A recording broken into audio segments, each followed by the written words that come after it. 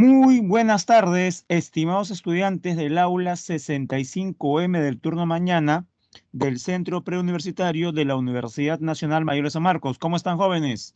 Los saluda como todos los días viernes en el último bloque que inicia a las 12:10, su profesor Elmer Flores, para desarrollar en esta ocasión la semana número 6. Sí, jóvenes, llegamos casi al final de la semana 6, quedan solamente 3 más.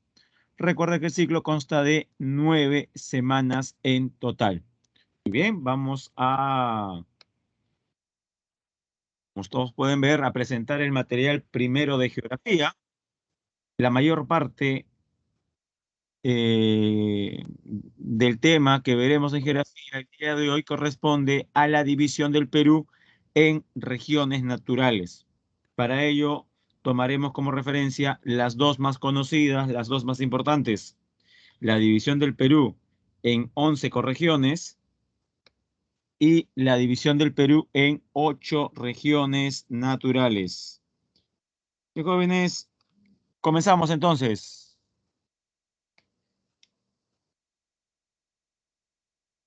La división del territorio nacional en 11 ecorregiones, ¿recuerda usted, corresponde a qué autor?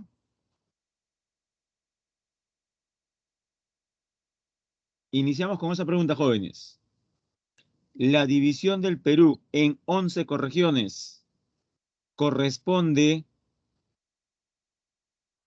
Buenas tardes, Mariela Alexandra, ¿cómo está? Igualmente a Lucero Andrea. Gracias por sus saludos afectuosos. Y no se olviden de la pregunta. ¿Quién es el autor de la división del Perú en 11 ecorregiones? Ecorregiones como la Serranía Esteparia, el Páramo, la Sabana de Palmeras, el Desierto del Pacífico, el Bosque Seco Ecuatorial, el Mar Frío de la Corriente Peruana, entre otros. A ver, jóvenes, no los leo todavía. No me digan que la pregunta es muy complicada. Haga de cuenta que es la pregunta que usted resolverá en el examen de admisión. Las 11 ecorregiones. Bueno, jóvenes, daremos la respuesta entonces con la siguiente diapositiva. Ahí va.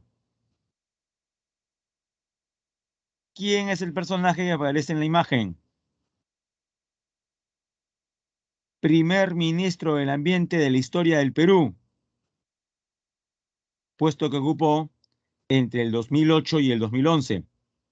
Sí, el 2008 se creó el Ministerio del Ambiente durante el segundo gobierno de García.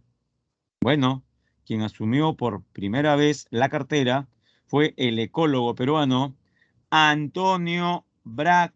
En los años 70 realizó la división del territorio en 11 regiones ecológicas, lo que se conoce como ecorregiones.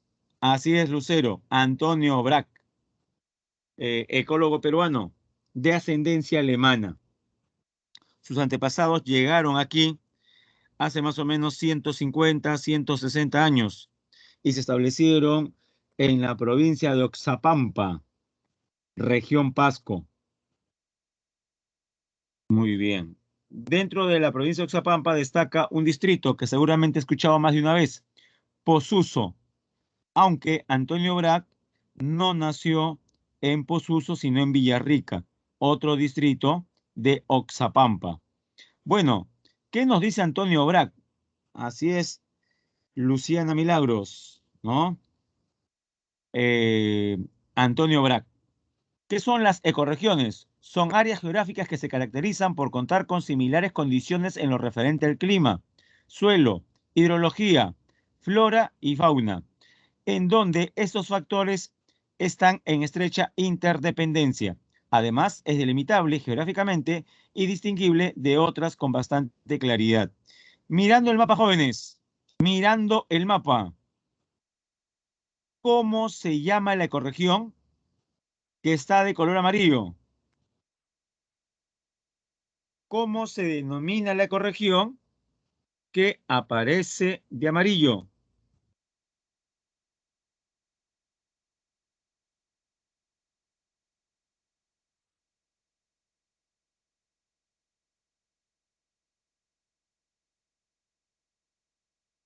A ver, los leo, jóvenes.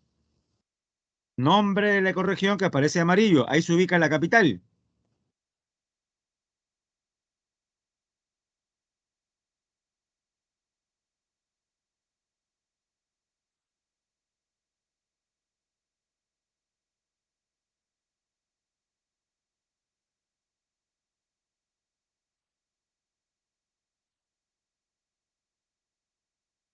Difícil, jóvenes, tiene la leyenda ahí en la parte inferior. Muy bien, Lucero. La ecorregión que aparece de color amarillo se denomina Desierto del Pacífico. Ahora mire lo que vamos a hacer. Diga usted verdadero o falso ante la siguiente proposición. El desierto de Sechura, que todos sabemos es el desierto más grande del Perú, pertenece al desierto del Pacífico. ¿Verdadero o falso? El desierto de Sechura pertenece a la ecorregión desierto del Pacífico. ¿Verdadero o falso, jóvenes?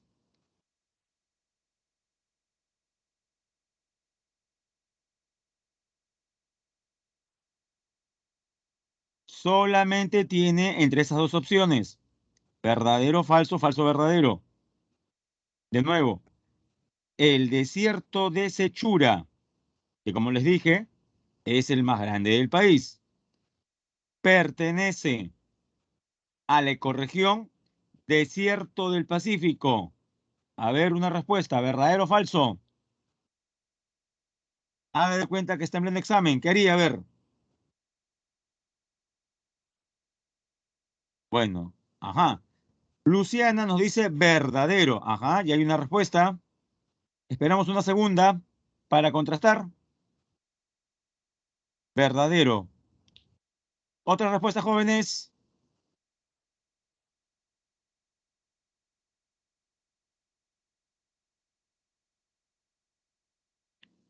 Bueno, como les dije más de una vez, si por X razones la mayor parte de los aquí presentes solamente van a escuchar, ¿sí? No preguntar ni responder, no hay ningún problema.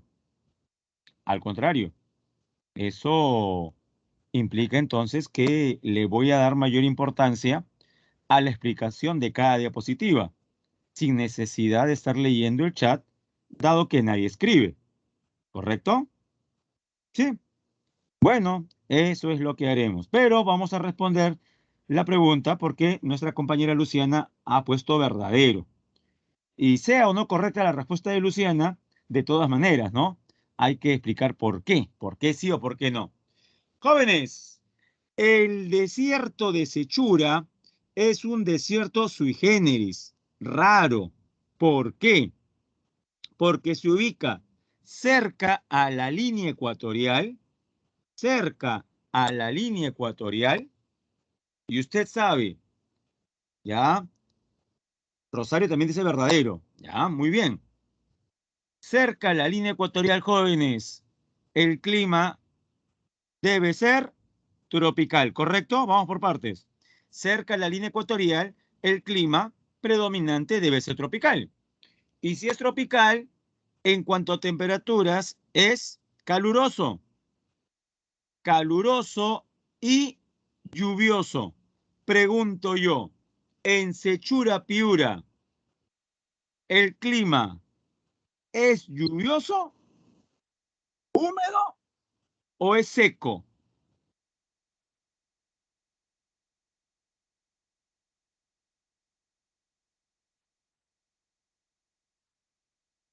¿Mm?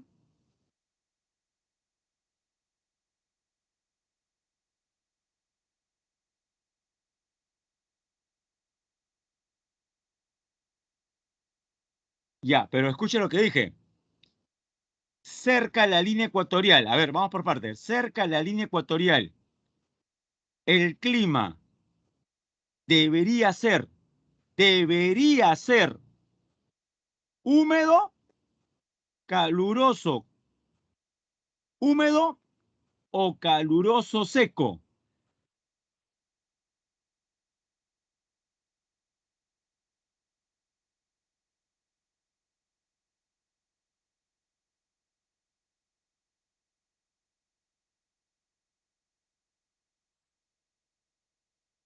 Jóvenes, cerca a la línea ecuatorial debería ser caluroso húmedo. Si es tropical, si es tropical, las altas temperaturas generan alta evaporación, gran evaporación, gran humedad. Gran humedad se traduce en lluvias torrenciales. Eso es lo típico de zonas ubicadas cerca de la línea ecuatorial. Sin embargo, uno va a Sechura y no encuentra esas características, sino que, eso sí, en temperaturas es caluroso, pero en cuanto a humedad de seco, ya eso es raro. Eso configura que el desierto de Sechura no sea un desierto cualquiera.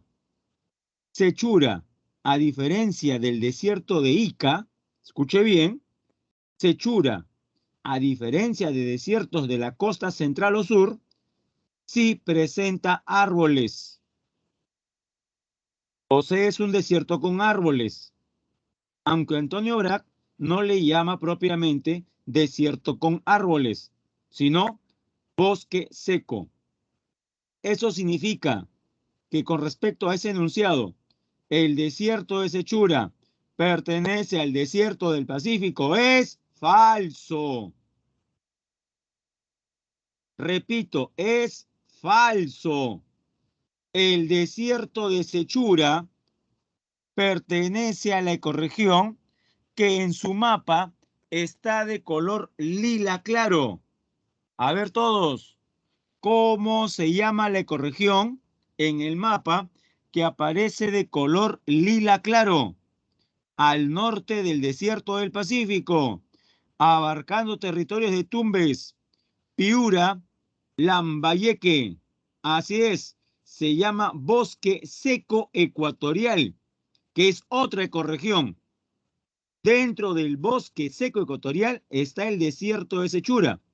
Así que mucho cuidado, ¿ah? Bien. Y en el mismo mapa, nota que hay una parte del Perú que está de color rojo. En el mismo mapa, nota que hay una parte del Perú que está de color rojo. ¿Se nota o no se nota el rojo, jóvenes? ¿Se ve o no se ve el color rojo? Claro. ¿Dónde, Lucerito? ¿Dónde, Mariel?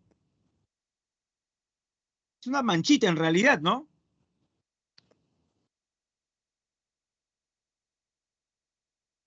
¿Dónde, jóvenes? En la costa. Ya. Cerca al Ecuador. Muy bien. ¿Qué región del Perú? ¿Qué departamento del Perú ocupa un pedazo correcto, Rosario? Gracias. Correcto, Andrea. Ya, menos mal. Parece que sirvió el comentario que les hice. Porque al inicio solamente dos compañeras estaban respondiendo. Y es como hablar en un túnel, ¿no? Sí, sí. De todas maneras, ¿no? Eh,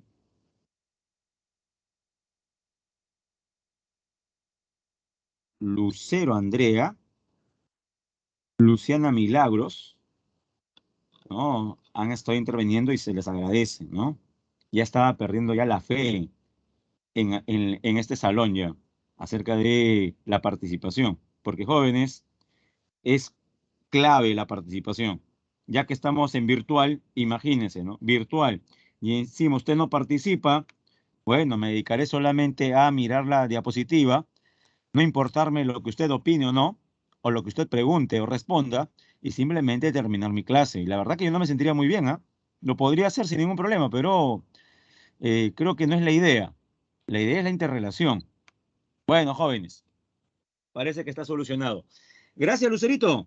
La respuesta es Tumbes. Todos han observado que en Tumbes hay una manchita roja. Y como dice Luciana, como dice Luciana, como dice Andrea, bueno, Lucero Andrea nos dice, profe, está por el Ecuador. Claro. Luciana Milagro nos dice, profe, se llama Bosque Tropical del Pacífico. Así es. Es la tercera ecorregión. Tercera, profesor 11. La tercera ecorregión de la costa. La costa tiene 13 ecorregiones. Bosque Tropical del Pacífico en Tumbes. Bosque Seco Ecuatorial en Tumbes, Piura y Lambayeque. Y la mayor parte de la costa es desierto del Pacífico, desde Piura hasta Tacna, pasando por Lima. La sierra, jóvenes, la sierra. ¿Cuántas ecorregiones tiene? 3 también. La que está de marrón, la serranía esteparia. La que está de naranja, la Puna y los Altos Andes, que es la más alta, la más elevada. Y una tercera que casi ni se ve, que es el páramo. Hay una llamada páramo. En la Amazonía hay también 13 ecorregiones. La que está de verde oscuro, la selva alta, la más extensa, la más biodiversa, la que llega hasta la frontera con Ecuador, Colombia y Brasil, y también Bolivia, de color verde más claro. ¿Cómo se llama? Nombre corto, selva baja. Nombre largo, bosque tropical amazónico. Y en Madre de Dios usted ve una mancha blanca. Esa manchita blanca que usted ve en Madre de Dios se llama sabana de palmeras. Conclusión. La costa tiene 13 ecorregiones, la sierra 3 y la selva 3. 3 por 3, 9. ¿Cuánto le falta 9 para hacer 11? Porque recuerde que ese es el número total. ¿Cuánto le falta 9 jóvenes para hacer 11?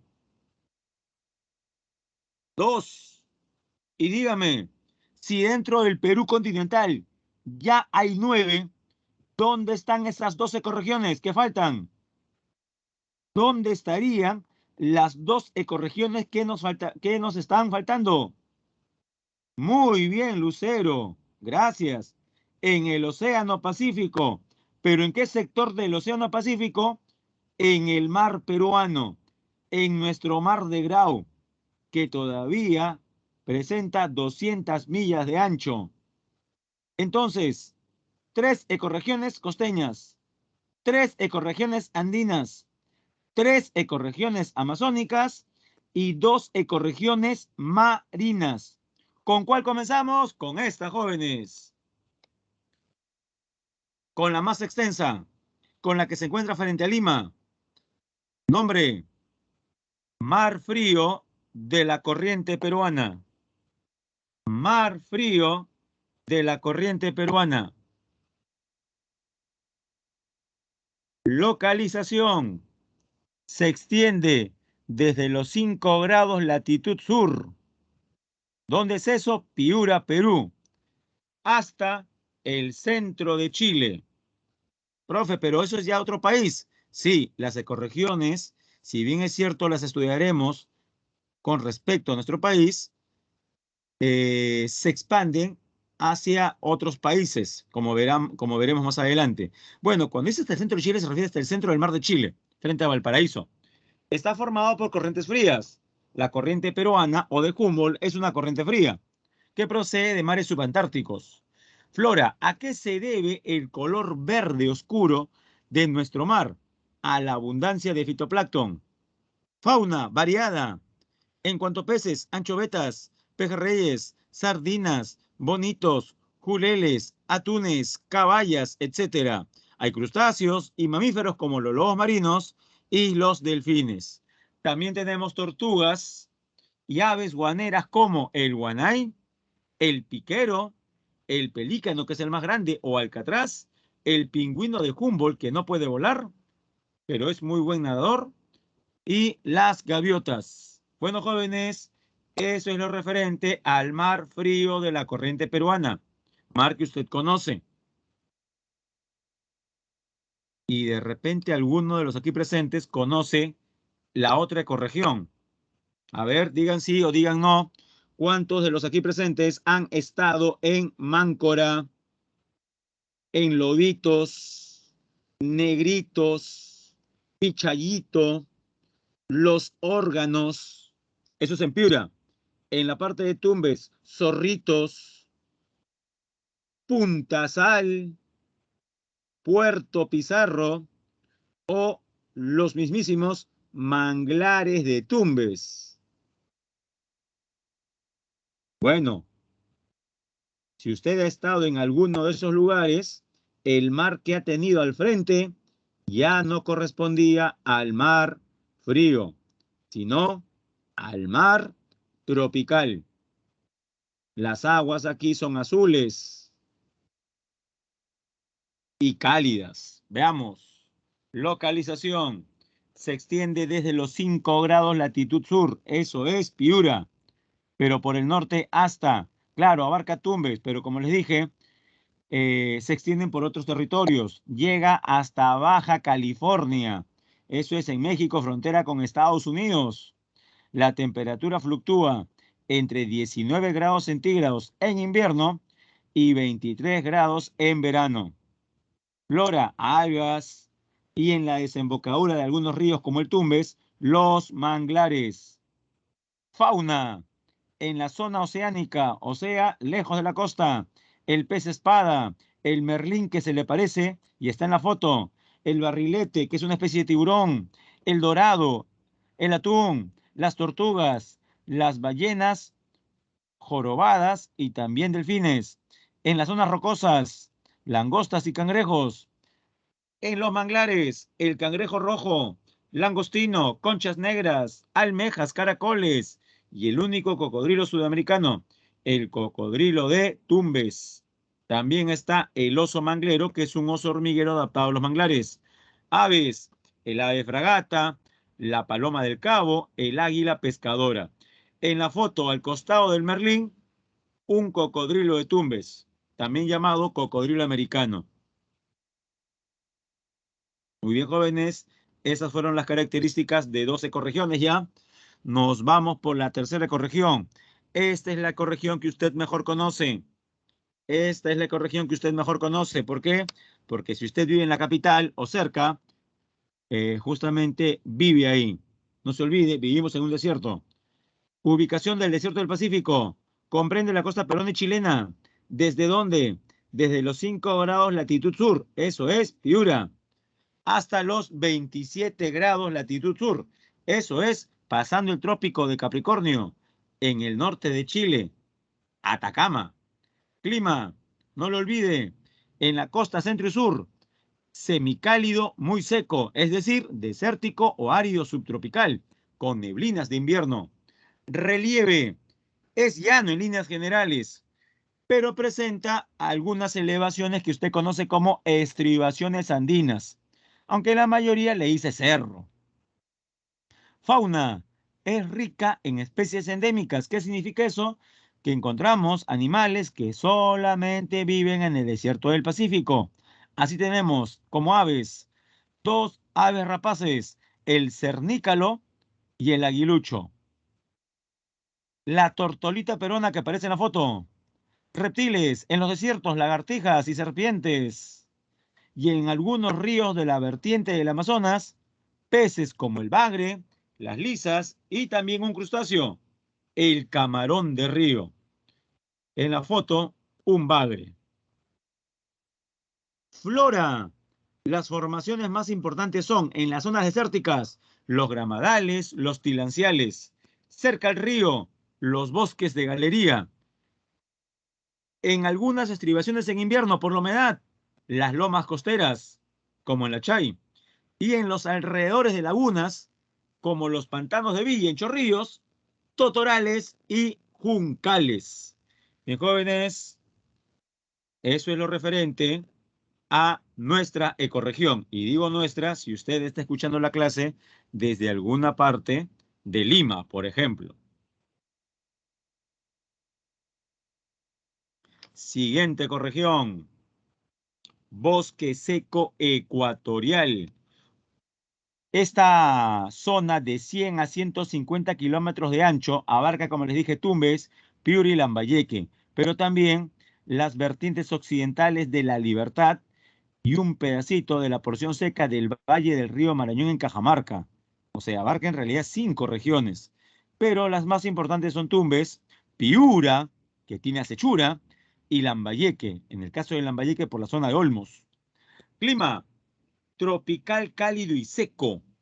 O sea, cálido, muy seco. Cosa rara, ¿no? Para estar cerca del Ecuador. Relieve, llano en el norte y en el oeste, pero montañoso en el sur y en el este. Es justamente en esa zona donde encontramos a los cerros de Amotape, entre Tumbes y Piura. Fauna. Mire la primera foto sobrevolando. Una especie que se creía extinta. La pava aliblanca. El oso de anteojos. Puma. Oso hormiguero y quien aparece en la imagen. No es Run Run. Se le parece, pero no es Run Run. Run Run es un zorro costeño. Y el que aparece aquí también habita en la costa, pero en la costa norte de Piura. Por eso se le llama zorro de Sechura.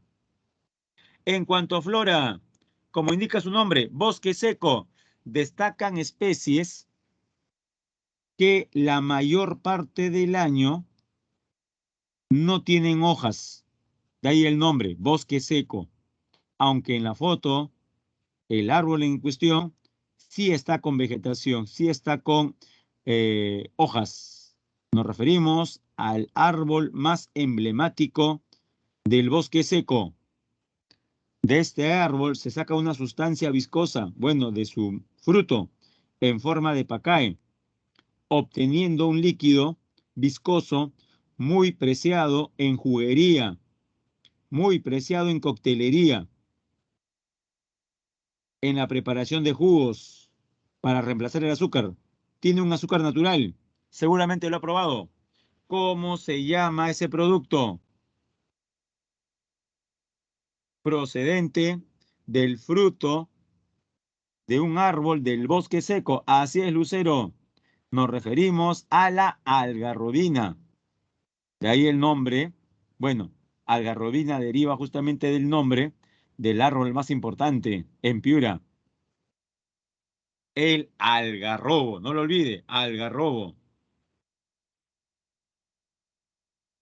Siguiente corrección, la última de la costa.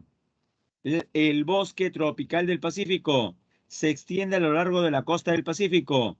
En el caso del Perú, desde Tumbes y por el norte hasta América Central. Esa zona de Tumbes se llama el Caucho.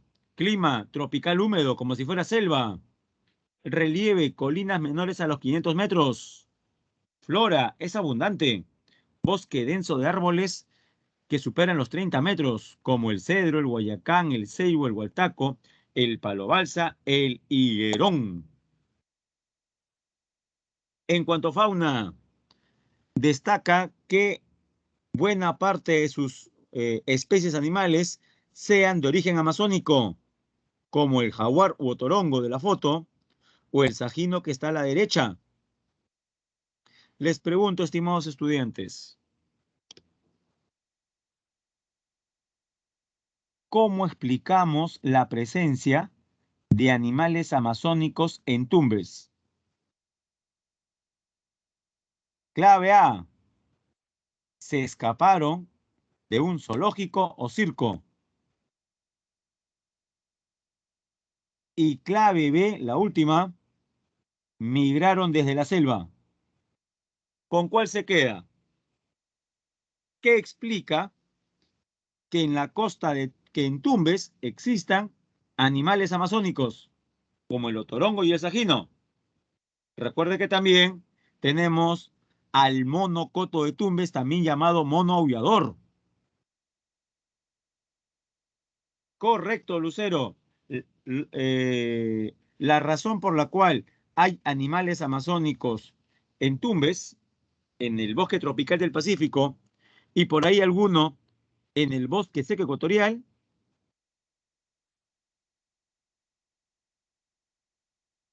deriva de que hace miles de años las especies mencionadas dejaron la selva, cruzaron la sierra y llegaron a la costa. Uno dirá, profesor, eso es muy complicado, ¿cómo así? Bueno, también recuerde que los Andes en el norte son más bajos y como son más bajos, ya no cumplen la función total de barrera. ¿Barrera de qué? Recuerde, todo el Perú debió ser tipo Loreto, bosque tropical. ¿Qué pasó? Los Andes, al levantarse en el centro del Perú, prácticamente crearon dos grandes zonas. Una zona calurosa y lluviosa, que es la selva, y la otra que es seca, con paisajes desérticos. Me refiero al flanco occidental de los Andes. Sí, estos animales migraron hace muchísimo tiempo, utilizando como zona de acceso el Paso de Porcuya, el más bajo del Perú. Bien, dejamos la costa y, iniciamos nuestro viaje por la sierra. La primera se encuentra por encima del desierto del Pacífico. Recuerde que el desierto del Pacífico va de 0 hasta 1000. Por ende, la serranía esteparia inicia en 1000 hasta 3800, 4000. Clima templado subhúmedo. Entre 1000 y 3000 hay dos climas.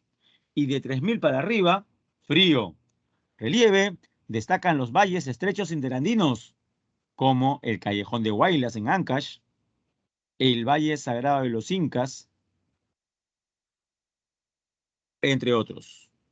Fauna.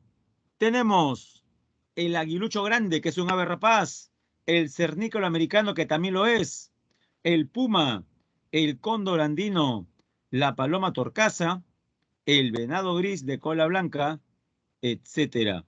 También recordemos que en esta zona, oh, a medida que vamos subiendo, la humedad va disminuyendo, al igual que la temperatura y la presión.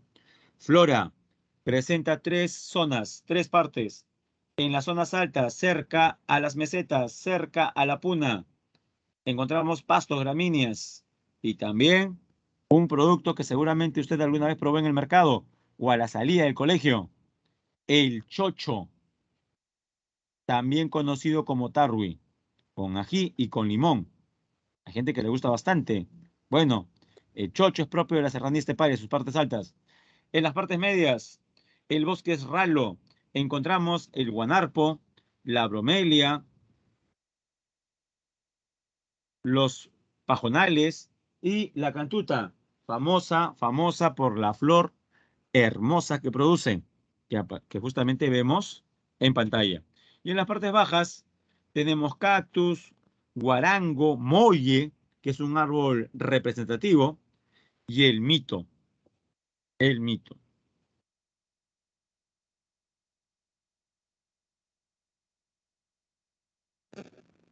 Y ahora subimos a la ecorregión más alta, por encima de la serranía esteparia. ¿Qué tenemos? Veamos, la Puna y los Altos Andes. La Puna, desde los 3800 hasta los 5200. Y luego hasta las cumbres nevadas. Clima, frígido, hasta los 5000 metros sobre el nivel del mar. Y por encima de 5000, gélido. Relieve, en las partes bajas, mesetas, zonas onduladas y zonas muy escarpadas, pero es lo menor. Fauna. En la foto aparece el ave más grande del país, el suri. Profe, eso es un avestruz. No, en realidad es un ñandú. Al ñandú también le decimos suri. Digo esto porque no vaya a ser que alguien piense que el suri del cual estamos hablando es el gusano de la selva. Bueno, ya saben, el Perú suri no solamente se refiere al gusano de la llanura amazónica, sino también a un personaje aquí. Muy bien, no se olvide, suri o ñandú. Segundo, la vizcacha. Tercero, los camélidos. Más abajo, los patos y las tarucas. Ah, también las parihuanas. Flora, pajonales naturales o gramíneas. Eso se refiere al lichu. Con plantas almohadilladas. Presencia de bofedales, que son humedales. Bosques de quinoales. Rodales de titanca, o sea, de Puy de Raimondi. Y jóvenes, culminamos con la segunda ecorregión andina. Falta una. La que viene entonces, el páramo. ¿Dónde encontramos páramo? en algunas zonas de la provincia de Huancabamba en Piura y la provincia de San Ignacio en Cajamarca. Más mucha gente está molesta porque esta zona está siendo degradada. El clima es frío. Ah, no se olvide, el páramo se ubica por encima de 3.500 metros. O sea, es como una puna. Pero miren la diferencia. Mientras la puna es fría y seca, el páramo es frío y muy húmedo. ¿Cómo se explica que a pesar de ubicarse a 3.500 metros, el aire sea muy húmedo? No se olvide, le expliqué que los Andes en el norte, o sea, ya por Piura y Cajamarca, son más bajos.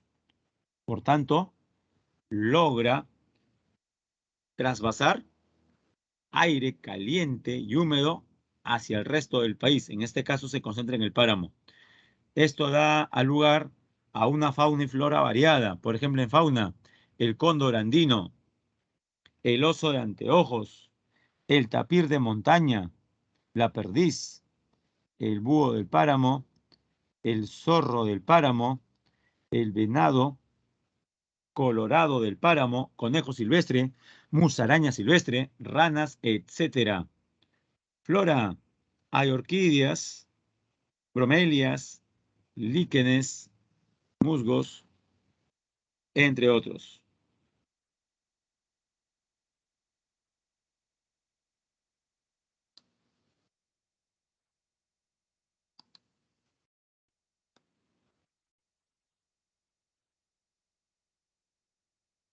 Bien, ahora es el turno de las 13 ecorregiones amazónicas. Comenzamos con la que todavía tiene montañas, la ecorregión Selva Alta. Localización, se extiende por el flanco oriental de los Andes. Clima, semicálido muy húmedo en las partes bajas y de 12 grados en las partes altas. Relieve, identificamos tres niveles. Arriba, el bosque enano. En medio, el bosque de neblina. Y en la parte baja, el bosque de lluvias. ¿Qué especies encontramos en la selva alta? Bueno, hay especies endémicas como el mono chorro de cola amarilla, el gallito de las rocas, o tunqui, el oso de anteojos, la sachavaca. Flora, cedro, quina, el árbol de la quina, cacao, roble.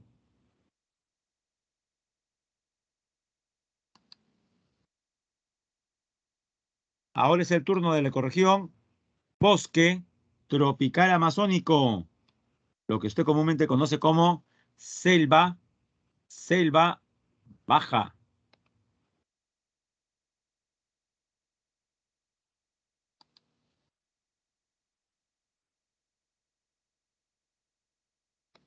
Analiza el mapa y veamos.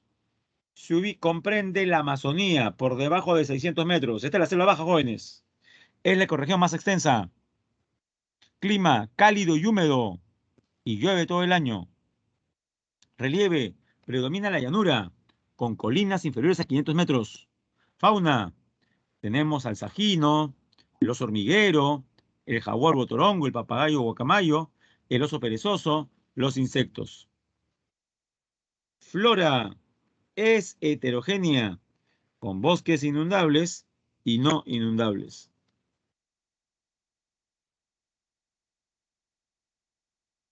Y la última corrección, jóvenes, la última. La sabana de palmeras, ecorregión que solamente encontramos en Madre de Dios. ¿Dónde? En las pampas del río Hit. Clima tropical húmedo, pero como sabana que es, recuerde, presenta dos periodos marcados, uno lluvioso y otro seco. Relieve, predomina la llanura.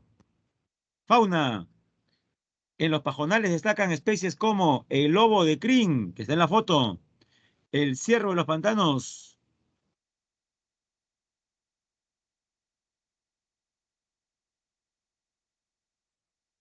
Veamos la fauna. Recuerde que en la sabana de palmeras predomina la llanura. Aparte de los mencionados, el tucán gigante, serpientes y en áreas acuáticas, en espacios acuáticos, la nutria gigante, las ranas, los peces como la carachama. Flora, destaca la palmera, de ahí su nombre, sabana de palmeras. La palmera aguaje. Y hay también árboles como el huasaí y el tahuarí.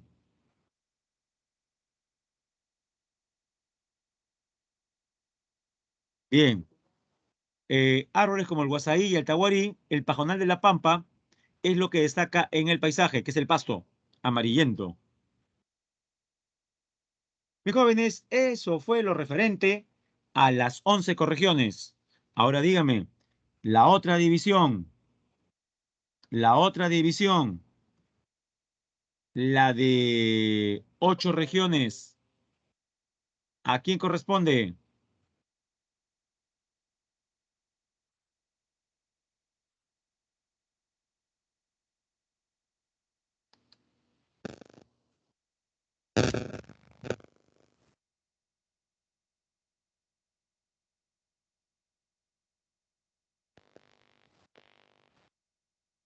A ver, jóvenes, tiempo fuera. Muy bien, correcto, Luciana. Javier Pulgar Vidal es el autor de la división en 8 regiones. 8 regiones.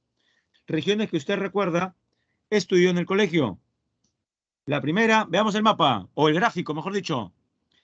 La costa o Chala presenta dos climas. En el norte, semitropical. Y en el resto, centro y sur, subtropical árido. Siguiente piso, Yunga. Clima cálido, seco. Presenta dos partes. La yunga que está sobre la costa es yunga marítima.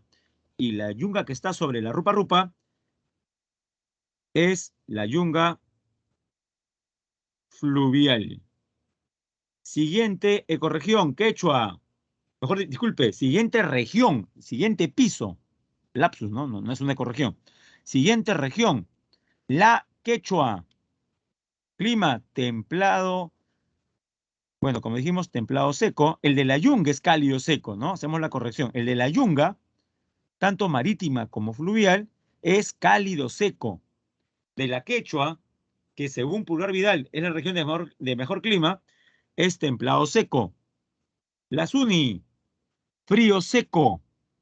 La Puna, muy frío, región del Soroche. Y la más alta, la región Janca, de clima glacial. Pero faltan dos, las dos regiones, los dos pisos de la selva.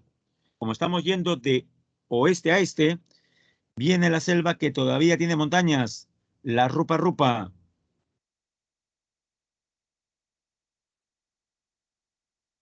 Y al este de la Rupa Rupa, la ecorregión más extensa y de mayor biodiversidad. Nos referimos al bosque a la selva baja, también llamada Omagua.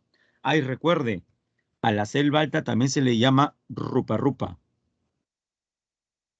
Diferencias. Las dos son calurosas, las dos son lluviosas. Pero ¿cuál de las dos selvas es más lluviosa? La Rupa Rupa o selva alta. Y la otra es la más calurosa. ¿Alguna vez en la selva baja de Ucayali se alcanzó la temperatura de 42 grados centígrados? ¿Puede creerlo en el Perú? 42 grados centígrados.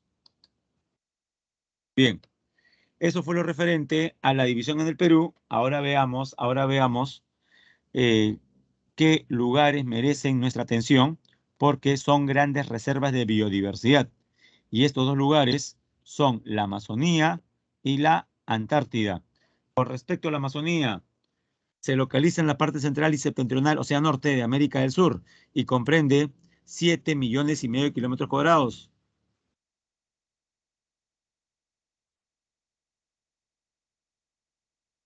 ¿Cuáles son estos 8 países? Brasil, Bolivia, Ecuador, Colombia, Venezuela, Perú, Surinam y Guyana. Profe, ¿y la Guayana Francesa?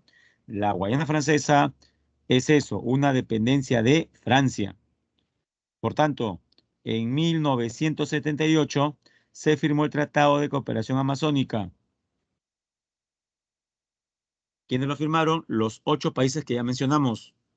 Su función es promover el desarrollo armónico de la Amazonía, preservando el medio ambiente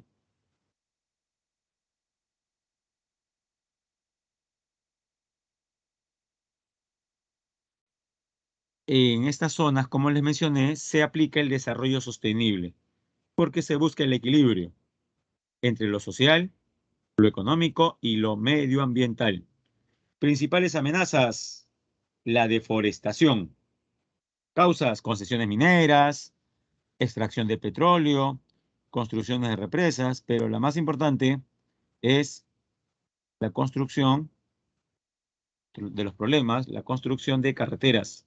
Pero recuerde, dentro de todos esos problemas, de estas causas, la principal responsable de la deforestación de la Amazonía es la expansión de la agricultura. Consecuencias: pérdida de biodiversidad, disminución de la población, de la producción de oxígeno. Recuerde que la selva amazónica es uno de los pulmones más importantes del planeta. Destrucción del hábitat, etcétera.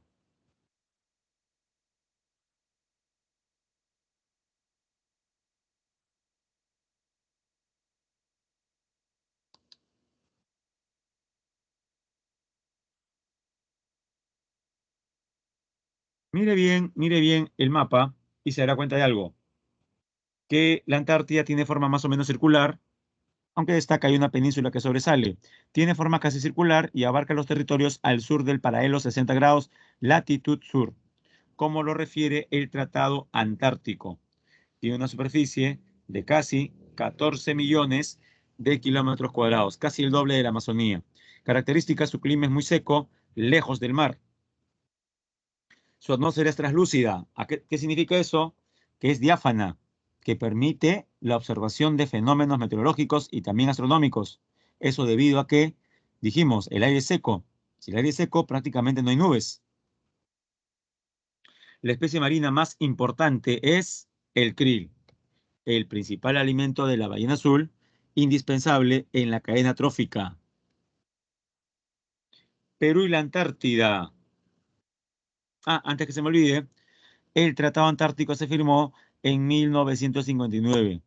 Entró en vigor 2 años después, en 1961. Los 12 países que firmaron el Tratado Antártico allá por el año 1959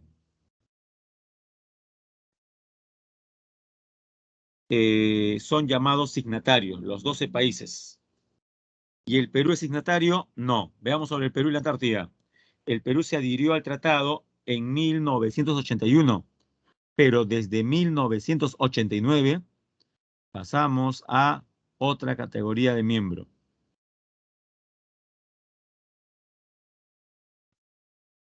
El Perú está presente en la Antártida con la estación Machu Picchu, pero esta se encuentra dentro de una isla que está próxima a la Antártida. O sea, no pisaron la Antártida, en realidad, sino la estación se ubica en una isla de la Antártida llamada Rey Jorge.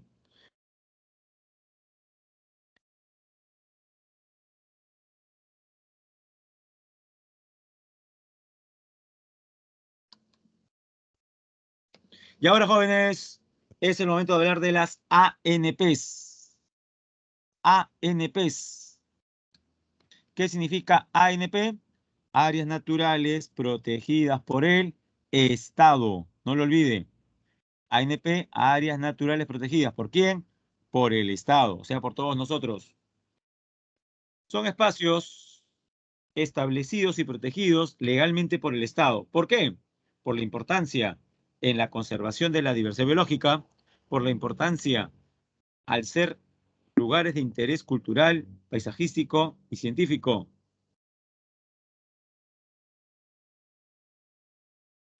Y también porque contribuyen al desarrollo sostenible. Hay dos tipos de ANPs. Hay dos tipos de ANPs. Hay ANPs de uso directo y existen ANPs de uso indirecto.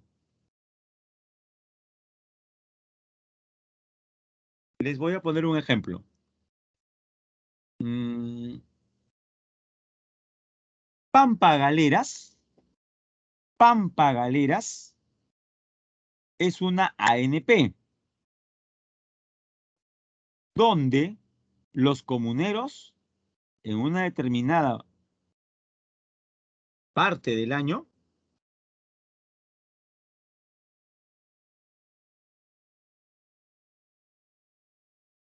pueden trasquilar a las vicuñas. Los comuneros pueden trasquilar a las vicuñas.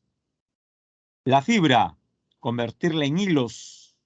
Y los hilos en prendas, que serán algunas incluso exportadas, generando un ingreso importante y contribuyendo a la disminución del desempleo. Se mejora la calidad de vida. Pregunta, jóvenes. Pampa Galeras, por lo que he mencionado, ¿es una ANP de uso directo o indirecto?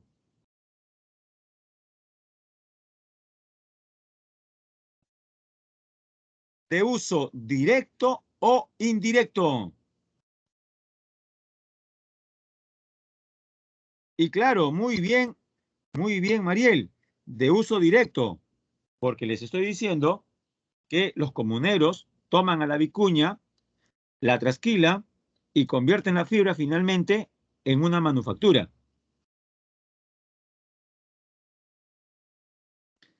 Bien, ¿se entendió entonces? En la actualidad existen 76 ANPs.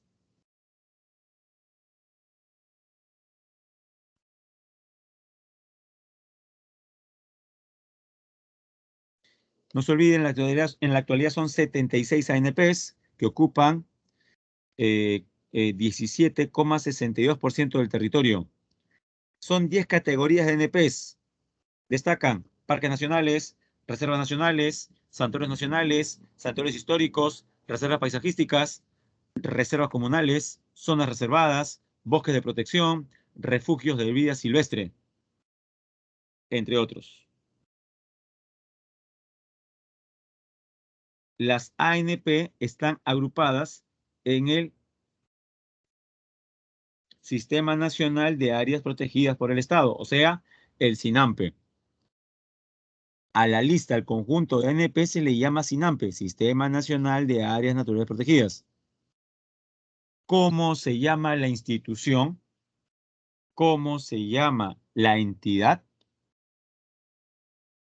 que administra a las 76 ANPs de alcance nacional?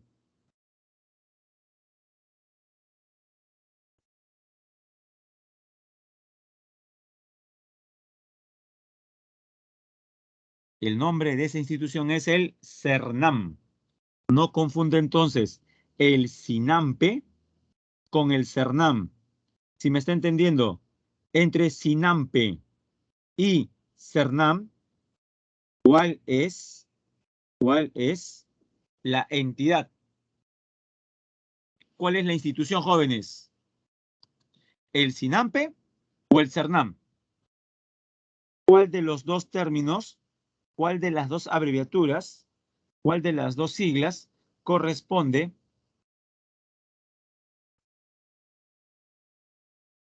a ella?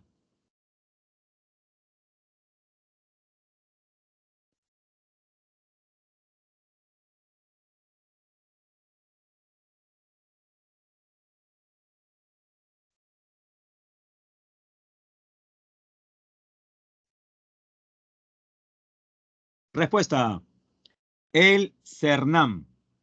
El CERNAM administra las ANPs. El CERNAM es una institución, es una entidad adscrita al Ministerio del Ambiente, al igual que el CENAMI o el IGP.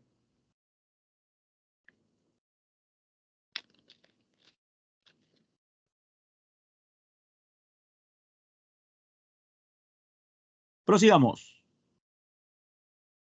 Bueno, ya que sabe que es una ANP, ahora veamos las tres, de las 10 categorías, las tres categorías más importantes, las que le pueden preguntar.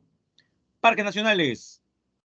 Se protege con carácter intangible uno o más ecosistemas. las asociaciones de flora y fauna silvestre, así como otras características paisajísticas y culturales que resulten asociadas. Son de uso indirecto, en las que se permite la investigación científica y el turismo en zonas apropiadamente designadas. Ahí están los parques nacionales más importantes. En la actualidad son 15. Destacan Cutervo, que es el más antiguo, en Cajamarca; Tingo María, donde está la Vía Durmiente, en Huánuco; el Manu, que es el más conocido a nivel mundial, entre Cusco y Madre de Dios; el Huascarán, donde encontramos la cordillera tropical más alta del mundo. Me refiero a la Cordillera Blanca, en Ancash. Alto Purús, que es el parque nacional más extenso del territorio nacional.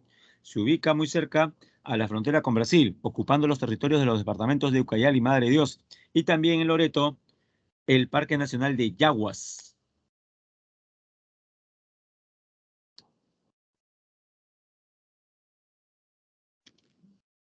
Ahora, jóvenes, es el turno de los santuarios nacionales. Los santuarios, jóvenes, también son de uso indirecto, como los parques. Entonces uno dirá, profe, ¿cuál es la diferencia? Si los dos son de uso indirecto, o sea, solamente se permite la investigación y el ecoturismo. Bueno, la diferencia la puede leer al inicio. En los santuarios se protege con carácter intangible el hábitat de una especie o una comunidad. En otras palabras, los santuarios están más focalizados en una especie. Los parques en varias, no solamente especies, sino comunidades y hasta ecosistemas. Los parques suelen abarcar mayor espacio. Los santuarios suelen ser más pequeños, pero los dos son intangibles.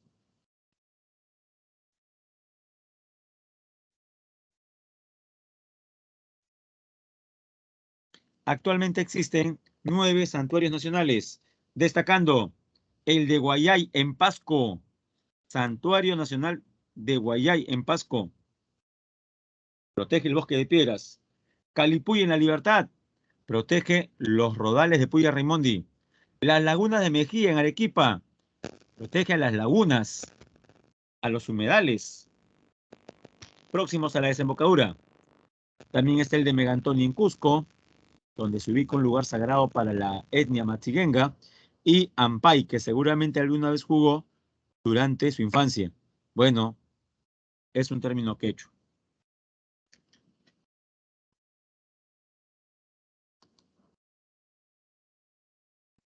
Y ya culminando, jóvenes, la tercera categoría NP, las reservas nacionales. Estas, en cambio, sí son de uso directo. Están destinadas a la conservación de la biodiversidad y el uso sostenible de los recursos de flora y fauna.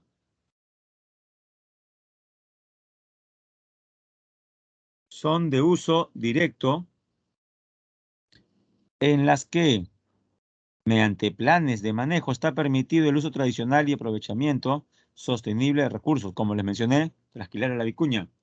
En la actualidad hay 17 reservas nacionales. Destacan Salinas y Aguada Blanca, eso es Arequipa; Pampa Galeras, que puse como ejemplo, abarca Ayacucho; Pacaya Samiria, la reserva más grande, ubicada en Loreto; Paracas, en Ica; Tambopata, en Madre de Dios, etcétera. En total son 17. Bien, pero lo que hemos visto, jóvenes, es la protección a nivel nacional. ¿Quién nombra? El CERNAM. Adscrito acá al ministerio, al MINAM, al Ministerio del Ambiente. Ya olvídese de esa última parte porque hablaremos ahora del reconocimiento a nivel mundial. Como recuerda usted en una clase de cívica, la institución que determina qué lugar será considerado reserva de biosfera o patrimonio mundial natural de la humanidad es justamente la reserva de biosfera. Es una categoría creada por la UNESCO. La institución que vela por todo esto es la UNESCO. Son áreas representativas del planeta, de ambientes terrestres o costeros marinos, o una combinación de estos, reconocidas por la UNESCO. Nombre largo, ¿no? La Organización de las Naciones Unidas para la Educación, la Ciencia y la Cultura. En el mundo actualmente existen 727 reservas de biosfera. en 131 países. El Perú, a ver, usted evaluará si es una buena o mala noticia comparado con épocas prepandemia. 7-1 encima, ¿no? En el Perú. 7-1. Muy bien. Ahí puede ver en el mapa la distribución de los parques nacionales.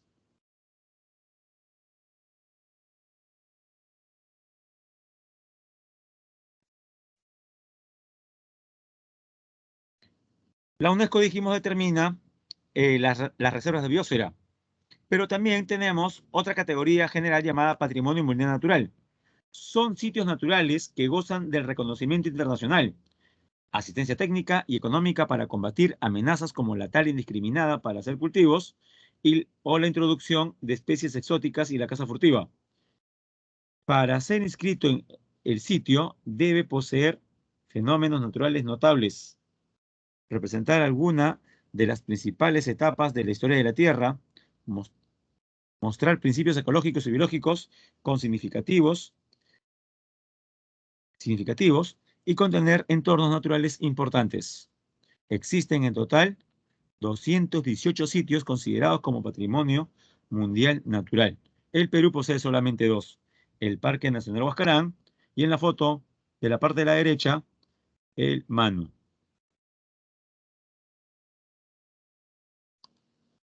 Bien, jóvenes, tómese su tiempo. Resolvamos la pregunta número 1. A ver, todos jóvenes, pregunta número 1. Es sobre Matucana, que nos dice se ubica por encima de 2.300 metros sobre el nivel del mar.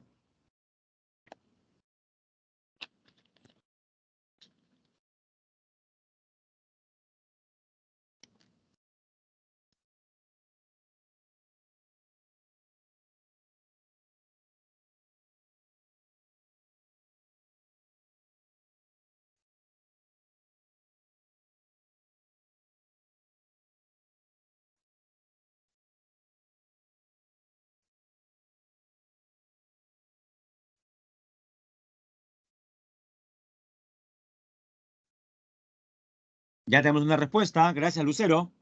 Lucero dice que es la letra C.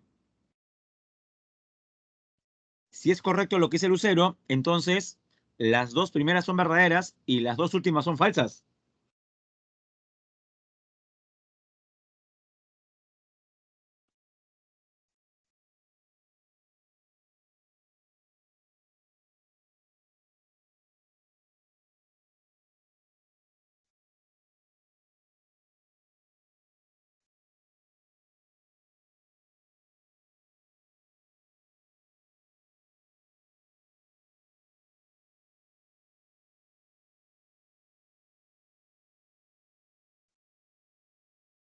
Veamos.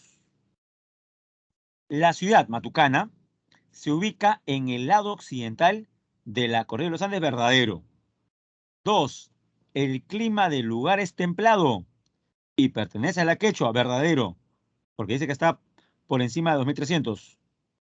Su suelo es húmedo debido a las constantes lluvias invernales, falso. El suelo en esta parte de la vertiente occidental andina suele ser más seco. Y dice lluvias invernales, o sea, en invierno, falso. Las lluvias son en verano, en todo caso. 4. La toponimia. ¿Qué es la toponimia? El significado del nombre de los lugares. La toponimia de la región donde se ubica, o sea, de la Quechua, significa maíz que crece apiñado, falso. Quechua significa templado. Más bien, maíz que crece apiñado corresponde a la chala. Entonces vamos a la segunda. El agua es un recurso renovable e irreemplazable en la satisfacción de las necesidades del hombre, que toma cada vez mayor valor económico a causa de su escasez que venimos presenciando. Por ello se reconoce y protege a la Amazonía y a la Antártida.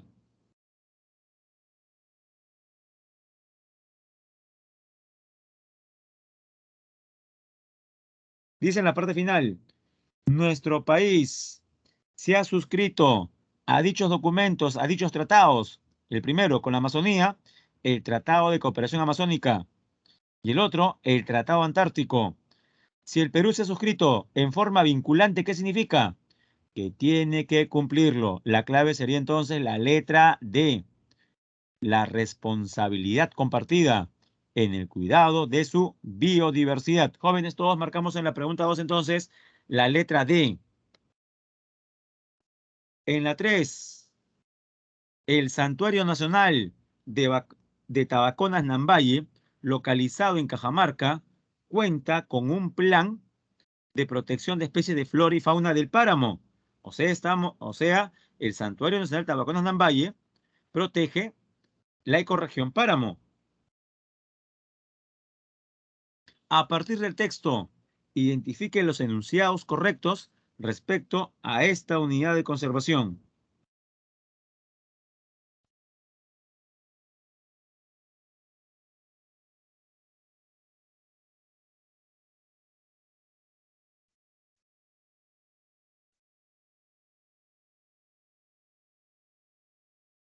Veamos la primera. La entidad encargada de su administración, o sea, del santuario, es el SINAMPE, el Sistema Nacional de Áreas Naturales Protegidas por el Estado. Les pregunto, gracias Lucero por su respuesta, pero antes de ello les pregunto a todos, ¿la primera proposición es verdadera o falsa? ¿Este santuario nacional es administrado por el SINAMPE? Escriba, ¿verdadero o falso? Falso.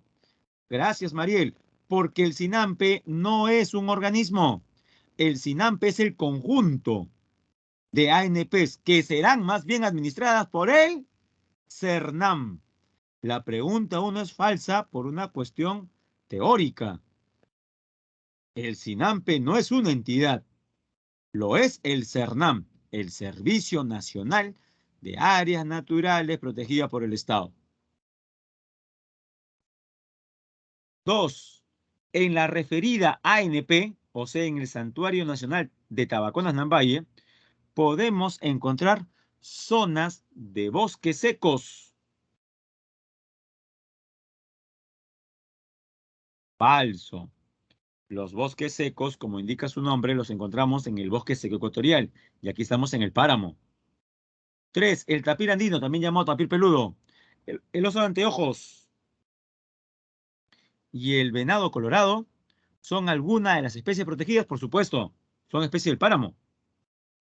Y 4. El área de protección es una zona de carácter intangible, o sea, de uso indirecto, donde se practica solamente la investigación y el ecoturismo. Así es, verdadero. No se puede aprovechar directamente como si se hace en una reserva nacional tipo Pampa Galeras. Entonces lo que nos dijo Lucero estaba bien. En la 3, la clave es la letra C. 3 y 4 son correctas.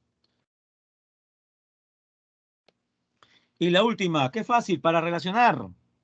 Parque Nacional Cerros de Amotape, frontera Tumbes-Piura. Protege el bosque seco y por eso, con la C, alberga especies como el algarrobo y el puma. 1 con C. La segunda, Santuario Nacional de Ampay, queda en Apurímac y protege a la intimpa, un árbol en forma de conífera. Entonces sería la 2 con la A. Protege de manera intangible a la intimpa. La intimpa es ese árbol que parece pino. Y también al venado de cola blanca. Y la última, ubicada en Loreto, la Reserva Nacional Pacaya Samiria, que conserva especies amazónicas como en sus ríos el delfín rosado, también llamado delfín cabeza de botella, y el lagarto negro. Por ende, en la pregunta número 4, ¿cuál sería la clave? A ver, 1C, 2A, 3B. 1C, 2A, 3B. Correcto, Lucero. La clave es la letra D. Muy bien, la letra D. Si no logró copiar las mismas, ahí están, jóvenes. 1C, 2D, 3C y 4D.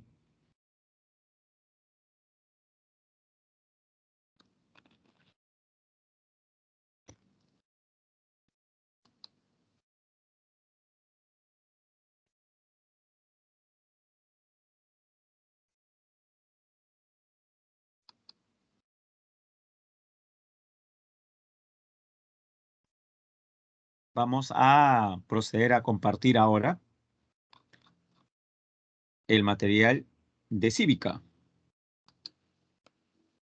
La semana pasada vimos la estructura del Estado peruano, la presentación. ¿Qué es el Estado peruano? ¿Cuáles son sus deberes? Los elementos uno por uno. ¿Qué es el Estado de Derecho? Veremos el día de hoy los tres poderes y comenzaremos con el denominado primer poder del Estado. Jóvenes, ¿a cuál de los tres poderes se le conoce de esa manera? No solamente en el Perú, sino a nivel general. Primer poder del Estado. Así se le denomina al poder legislativo. Profe, ¿la razón? Porque los 130 congresistas representan a todos los peruanos. Comencemos pues con el poder legislativo. El poder reside en el Congreso, en el Parlamento. Consta de una sola cámara.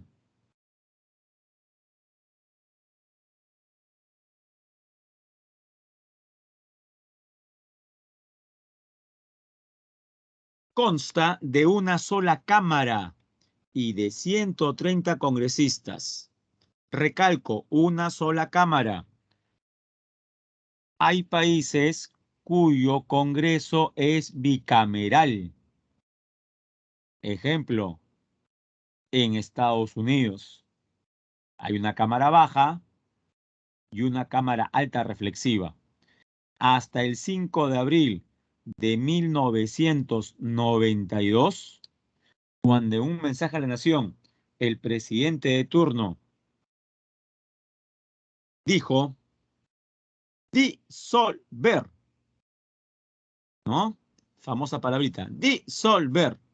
Bueno, el Congreso que fue disuelto aquel 5 de abril de 1992, este año se cumplen 30 años exactamente, eh,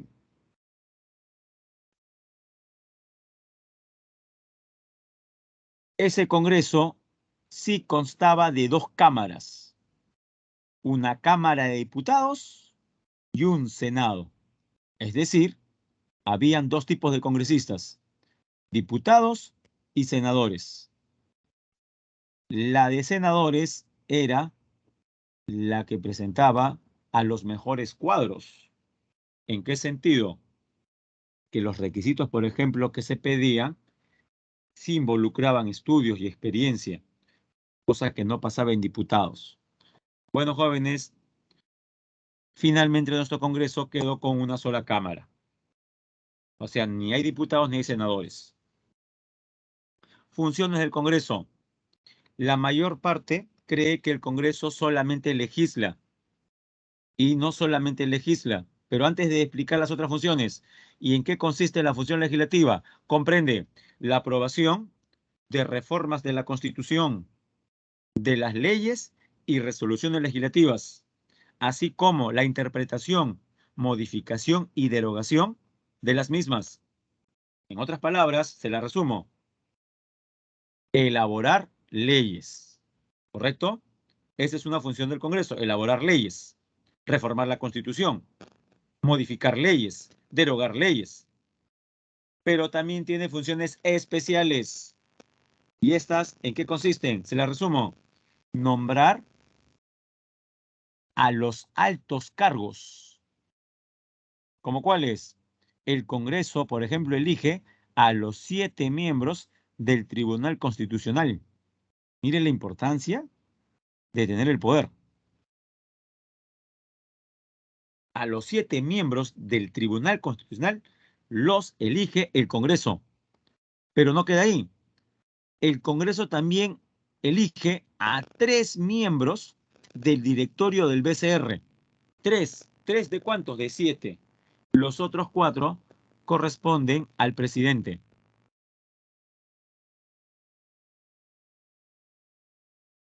Desde luego, van a en el caso, por ejemplo, de la ratificación del presidente del BCR y también del titular de la SBS, ya es ratificar. ¿Por qué? Porque previamente eh, las personas han sido designadas por el presidente. O sea, para presidente del BCR y superintendente de la SBS, no eligen, porque quien eligió ya fue el presidente. Lo que harían sería ratificar. Pero en todo caso tiene que ver con la llegada a un cargo, la llegada de una persona a un cargo público de alto nivel. Y también tiene funciones de control político. Usted habrá visto, por ejemplo, que el Congreso para citando a diferentes autoridades para que estos den cuenta de lo que están haciendo. Eso es un ejemplo de control político por parte del Congreso. Comprende la investidura del Consejo de Ministros. Una vez que se forma un primer gabinete, este gabinete va al Congreso a pedir la confianza. Por lo general, el Congreso se la da. Los congresistas pueden llamar a los ministros para que sean interrogados, o sea, para que sean interpelados. Si las respuestas no satisfacen a los congresistas, votan en el Pleno. ¿Y qué deciden? Si el ministro tal sigue todavía utilizando,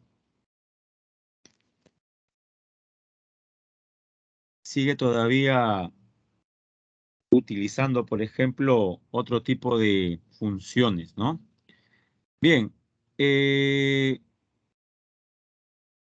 los congresistas, recuerde, pueden interpelar a los ministros. Si las respuestas no satisfacen, los congresistas pueden votar y exigir la censura del ministro. Basta solamente 50% más uno para que el ministro se vaya a su casa. Cuando el Congreso censura a un ministro, no le queda otra al presidente que buscar su reemplazo en el tiempo más breve posible. Es lo que, por ejemplo, tal parece ocurrirá con, si está al tanto de lo que pasa en el Perú, con el actual ministro de Salud, que desde diferentes tiendas dicen que no debería ser ministro. Bueno, el Congreso seguramente lo va a interpelar y luego censurar. Eso corresponde a la función de control político.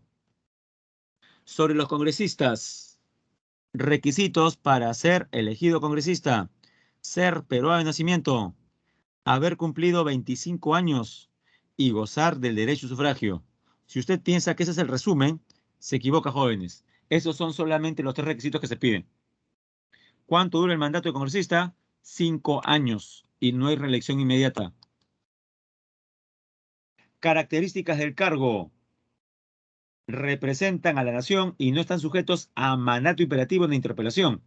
O sea, el Congreso sí puede interpelar ministros, pero ninguna autoridad puede interpelar a los congresistas. El cargo de congresista es irrenunciable y solamente vaca por muerte, inhabilitación físico mental permanente que le impide ejercer su función y por inhabilitación superior al periodo parlamentario. El cargo de congresista es incompatible con el ejercicio de cualquier otra función pública. O sea, un congresista no puede ser a la vez alcalde, regidor o gobernador regional, pero sí puede ser ministro. Si el presidente lo convoca, el congresista puede ser ministro. Pueden ser procesados por la comisión de delitos cometidos antes y durante su mandato.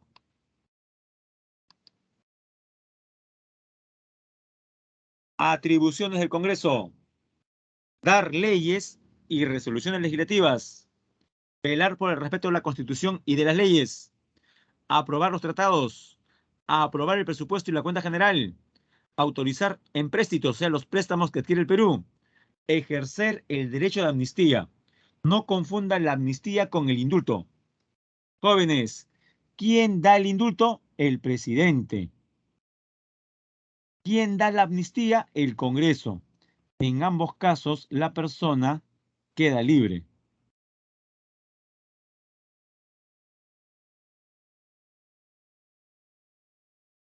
Otra función, otra atribución, aprobar la demarcación territorial que proponga el Poder Ejecutivo. Prestar consentimiento para el ingreso de tropas extranjeras al territorio nacional, seguramente para hacer algún tipo de prácticas. Autorizar al presidente de la República a salir del país.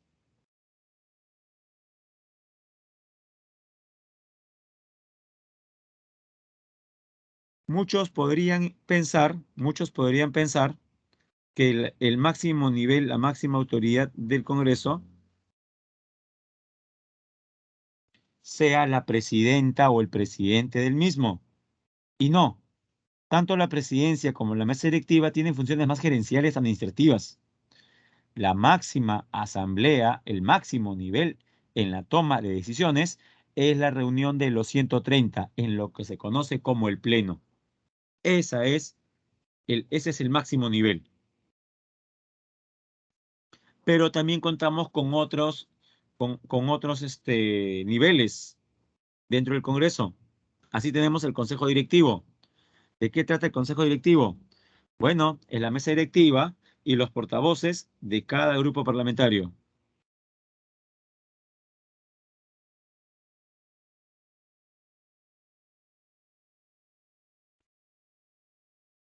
Bien, la presidencia representa al Congreso, preside las sesiones del Pleno para que haya más orden. Actualmente es la señora Ana María Alba, si no me equivoco. La mesa directiva es el presidente o presidenta más 3 vicepresidentes. También hay comisiones ordinarias, por ejemplo, la Comisión de Salud, la Comisión de Transporte, la Comisión de Economía, la Comisión de Derechos Humanos, etcétera. Junta de portavoces. ¿Qué cosa es? La mesa directiva,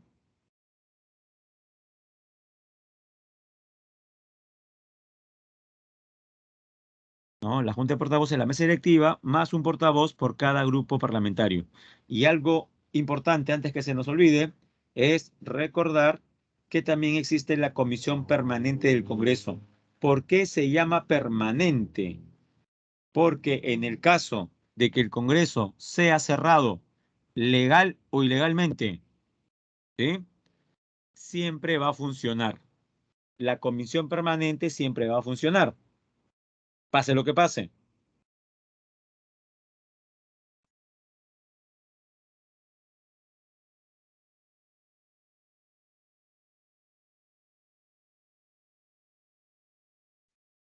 Muy bien, jóvenes, entonces ya sabe, la comisión permanente es como un mini congreso. Está presidido por el presidente del Congreso y tiene un número no mayor al 25% del total. Sobre la función legislativa en el Perú, comprende el debate y la aprobación de normas como la reforma de la Constitución, las leyes orgánicas, las leyes ordinarias, la resolución legislativa. ¿Qué es la iniciativa legislativa? Tienen iniciativa en la formación de leyes el presidente de la República, los congresistas, así como los otros poderes del Estado.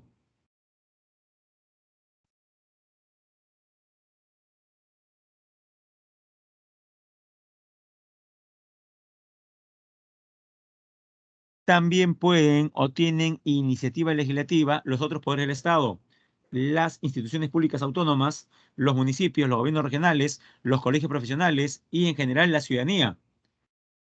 Los ciudadanos tenemos la capacidad para presentar proyectos de ley ante el Congreso. ¿Cuál es el proceso? ¿Cómo así se crea una ley? Mire el orden. Las leyes primero son discutidas en las comisiones ordinarias. Si es una ley relativa a los colegios, obviamente tendrá que ser discutida en la Comisión de Educación. En la Comisión de Educación, donde no están los 130, sino solamente 20 o 22 congresistas, se decide a votar. Si gana la mayoría, ¿correcto?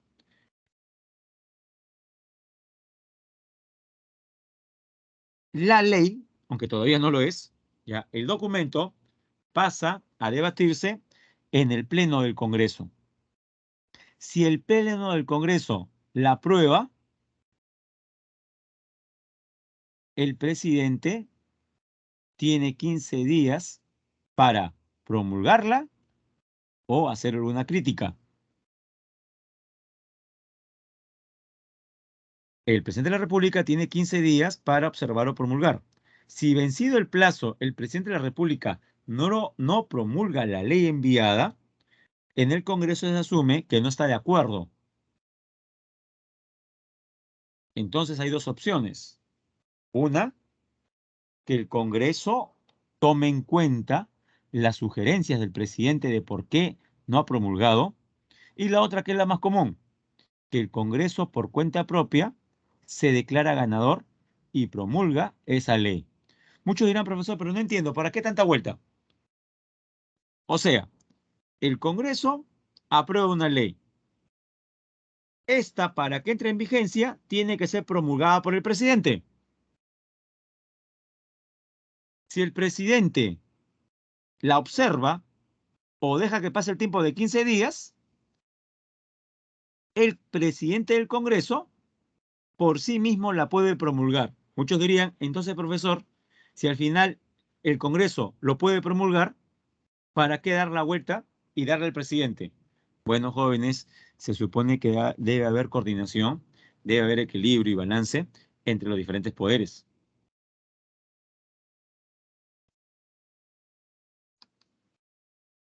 No se olvide que en nuestro país nos basamos en la supremacía de la Constitución sobre el resto de las normas. Así tenemos, Constitución es la ley fundamental sobre la que se rige el derecho, la justicia y las normas del país. Asimismo, determina la estructura y organización del Estado peruano. Por debajo de la Constitución que tenemos, aquellas normas con rango de ley. Por ejemplo, las tres que son dadas por el Congreso. El Congreso que elabora leyes orgánicas. Profe, ¿qué es una ley orgánica? Se llama orgánica porque son leyes que permiten la estructura y regulan el funcionamiento de un órgano público, o sea, de una entidad. También hay las leyes ordinarias. Son las normas de carácter general que emanan del Congreso y son muy variadas, civiles, penales, tributarias. Y también el Congreso elabora resoluciones legislativas, emite resoluciones legislativas. Son normas emitidas por el Congreso con la finalidad de regular algunos temas específicos o la materialización de decisiones de efectos particulares. Pero el presidente, como vimos, también tiene iniciativa legislativa. Bueno, cuando el Congreso, primero, cuando el presidente, cuando el Ejecutivo le pide al Congreso, ¿no?, delegación de facultades, le está pidiendo que el Congreso le dé el permiso para que pueda legislar. Si el Congreso le da permiso al Ejecutivo para que pueda legislar, lo que emita el presidente será, ¿qué cosa? Un decreto legislativo. Profe, pero es como una ley. Correcto, pero las leyes solamente emanan del Congreso. Como esta ley emana del presidente, se le llama decreto legislativo.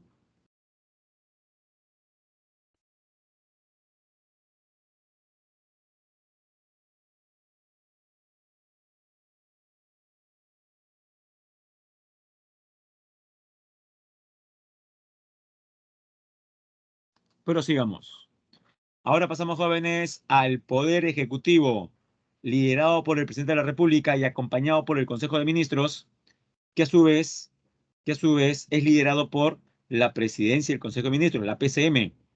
Luego hablaremos de los ministerios en forma individual y también recuerde que hay entidades públicas del Poder Ejecutivo, como la SUNAT, el Banco de la Nación, el CERNAM, el IGP, el CENAMI, OCITRAN, OCINERMIN, entre otros.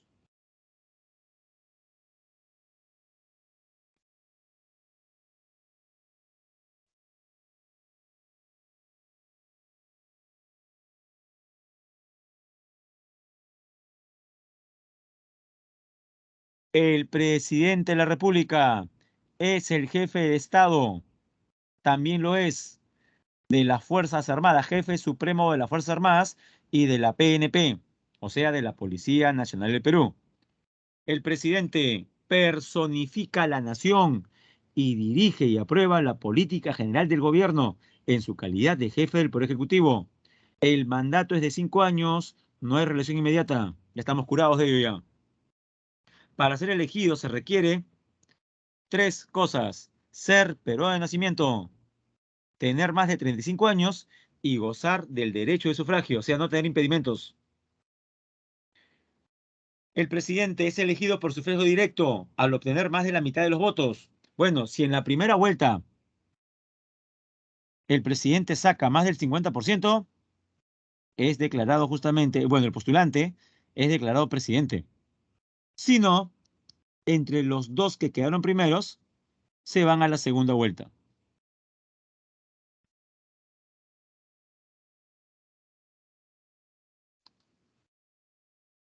Alguna palabra muy inventada en las últimas semanas y días. Vacancia. ¿Qué dice el artículo 113 de la Constitución Política del Perú sobre la vacancia? ¿Cuáles son los requisitos? 1. Muerte. 2. Permanente incapacidad moral o física. 3. Renuncia. 4. Salir del país.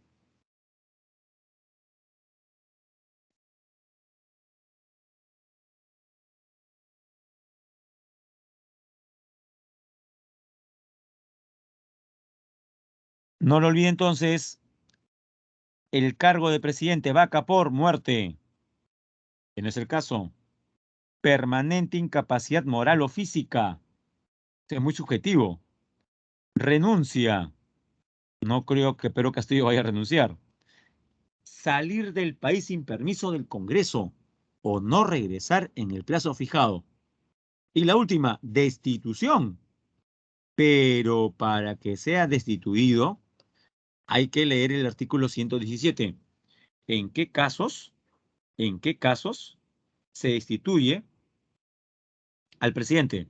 Traición a la patria. Ello implica que hay una guerra. Impedir las elecciones. Disolver el Congreso en forma ilegal, etcétera.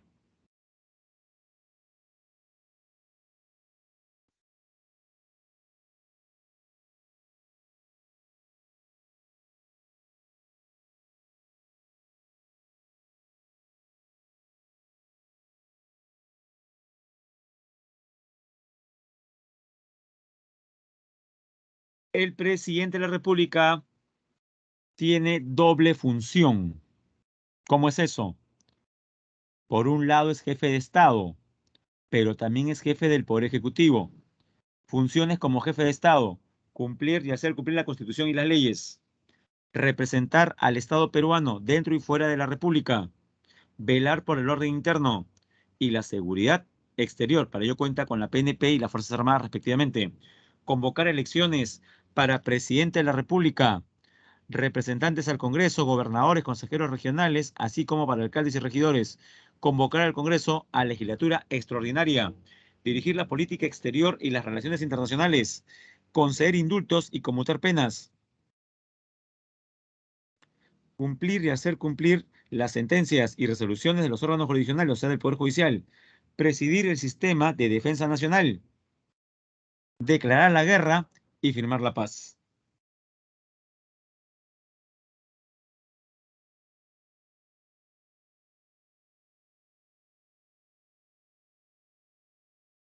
Como jefe del Poder Ejecutivo, o sea, jefe de gobierno, dirigir y aprobar la política general del gobierno, ejercer el derecho de iniciativa legislativa, observar o promulgar las leyes aprobadas por el Congreso. Cuando promulgas, cuando estás de acuerdo con la ley. Cuando observas, cuando obviamente no, eh, no parece correcto alguna de sus partes, ¿no? Administrar la hacienda pública, o sea, los bienes. Dictar medidas extraordinarias mediante decreto de urgencia con fuerza de ley en materia económica y financiera. Nombrar y remover a quienes ejerzan altos cargos del Estado. Ejemplo, ¿no? Tenemos ahí entre altos cargos a los ministros. El presidente nombra a los ministros.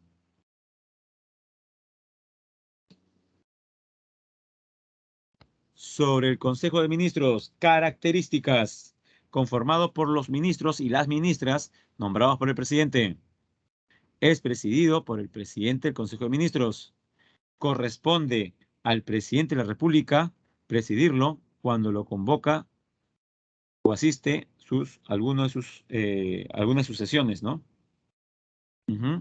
Es decir, normalmente una sesión del Consejo de Ministros la debe liderar el presidente del Consejo de Ministros.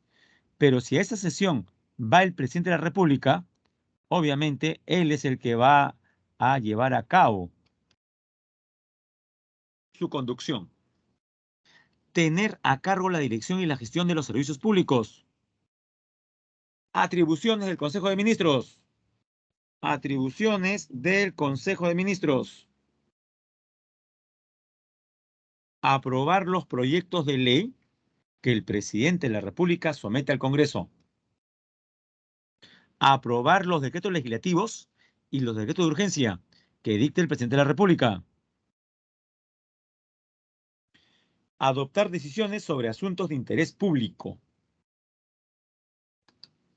Bien, como este material fue elaborado hace un mes, esa es la razón por la cual aparece la ex presidenta del Consejo de Ministros, Mirta Vázquez.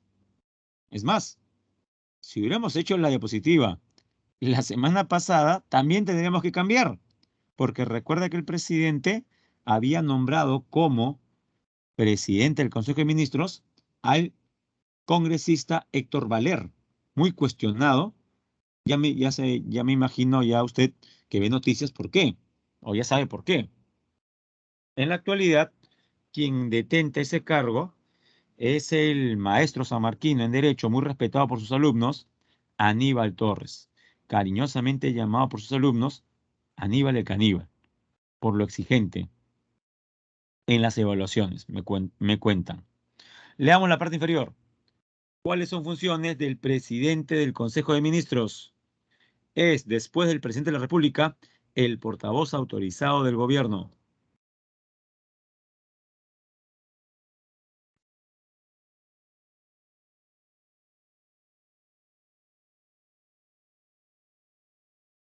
Coordina las funciones de los demás ministros. Refrenda el presidente del Consejo de Ministros con su firma. Refrenda los decretos legislativos, los decretos de urgencia y los demás decretos y resoluciones que señalan la Constitución y la ley.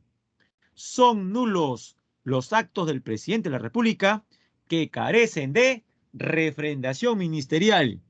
Muchos pensarán, profesor, entonces, ¿se puede generar un problema en el Ejecutivo?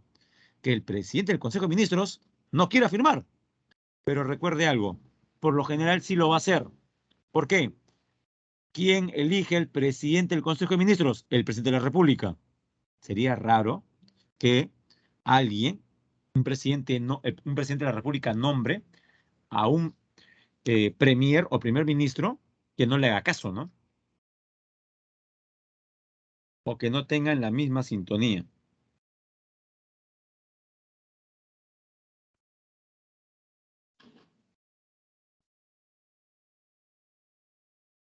Los ministerios son 18.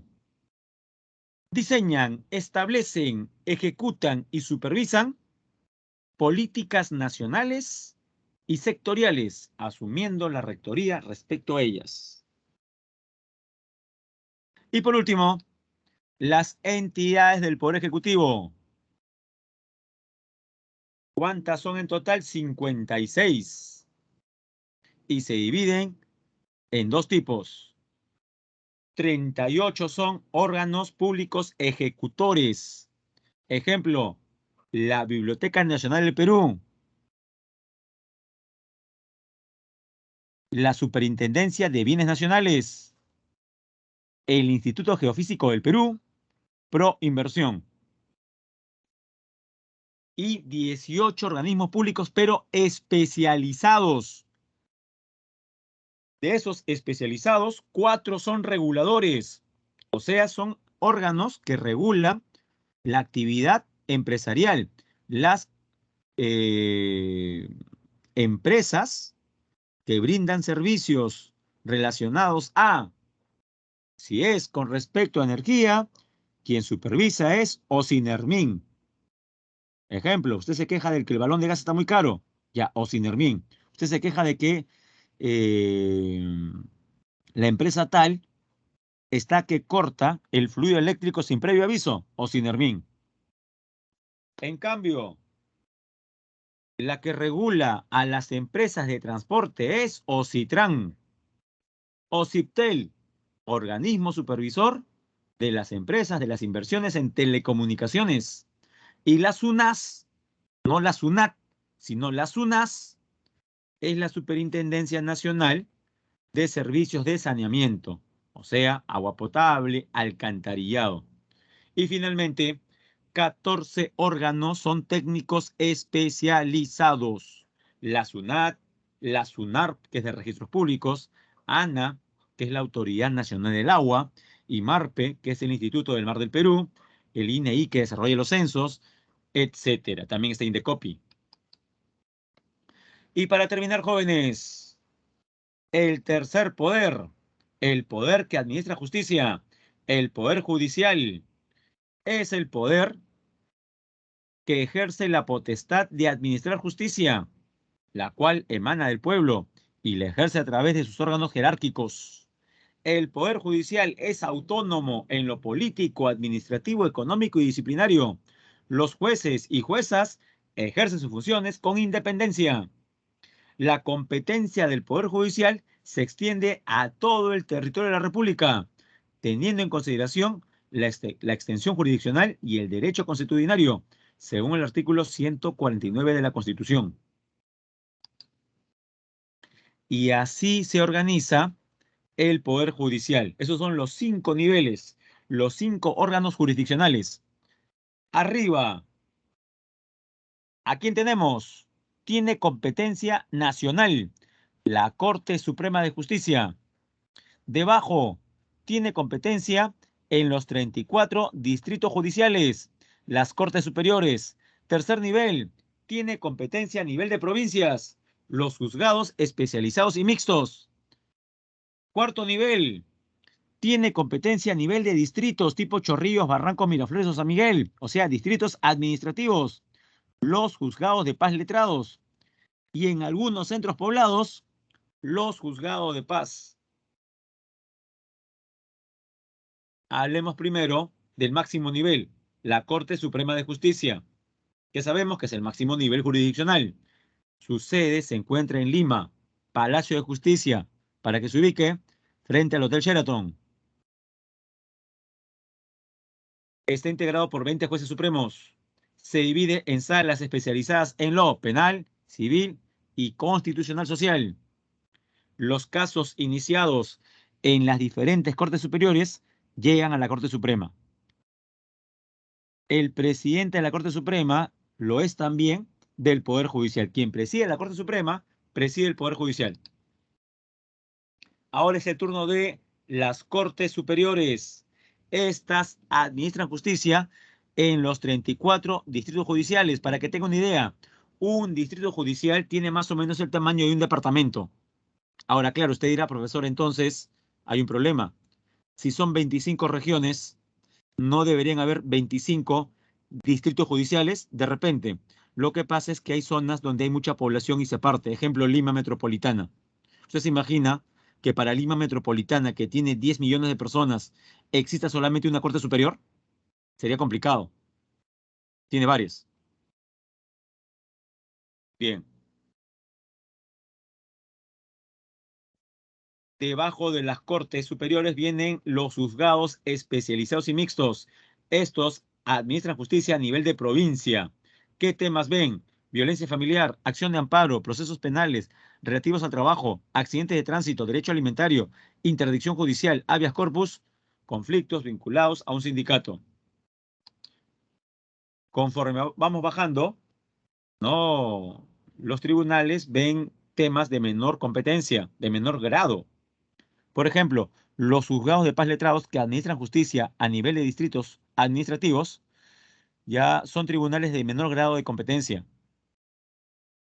aunque no dejan de administrar justicia en materia civil, penal, laboral, de familia y en casos de menor cuantía. Temas que ven: omisión de asistencia familiar, calumnia, demandas de pago, atienden juicios por faltas, delitos contra el honor, filiación extramatrimonial, acciones de desahucio y despedida.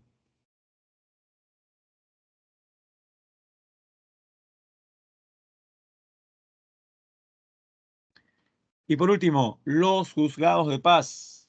Es un órgano del Poder Judicial que se orienta a garantizar el acceso rápido y efectivo en los lugares donde no hay juez de paz letrado. Soluciona conflictos preferentemente mediante la conciliación y a través de decisiones de carácter jurisdiccional. Temas en los cuales intervienen los jueces de paz: pago de deudas, indemnizaciones, separación de convivientes, faltas contra las personas, agresiones, por ejemplo, falta contra la tranquilidad pública, gente que hace bulla en la calle, hurto famélico. Profe, ¿qué es eso? Bueno, es cuando una persona sustrae algún tipo de producto para luego decir que lo hacía porque tenía hambre. Requisitos para ser juez de paz. Bueno, uno, no se requiere ser abogado. Ser peruano de nacimiento, sí, mayor de 30 años, residir en el lugar donde uno postula, 3 años por lo menos, tener conducta intachable y conocer el castellano y la lengua predominante en esa localidad. ¿Cuáles son los principios y derechos de la función jurisdiccional? Uno, la publicidad en los procesos. El principio de no dejar de administrar justicia por vacío o deficiencia de la ley. El principio de no ser penado sin proceso judicial. Toda persona será informada inmediatamente acerca de las causas de su detención. Toda persona tiene derecho a comunicarse personalmente con un defensor de su elección, o sea, con un abogado. Y si no tiene el dinero, ya la gratuidad de la administración de justicia y de la defensa gratuita. Bien, pregunta, jóvenes. Un ministro de Estado es interpelado por una decisión incompatible a su gestión, la cual perjudicaba a gran parte de la población. Este proceso, el de la interpelación, es una competencia que le corresponde al Congreso dentro de su función de control político. 1, la A. 2, el presidente de la República es el jefe de Estado y personifica a la nación. Su mandato es de 5 años, sin reelección inmediata. Determina el valor de verdad respecto a sus funciones. Perdona una pena por razones humanitarias mediante el indulto.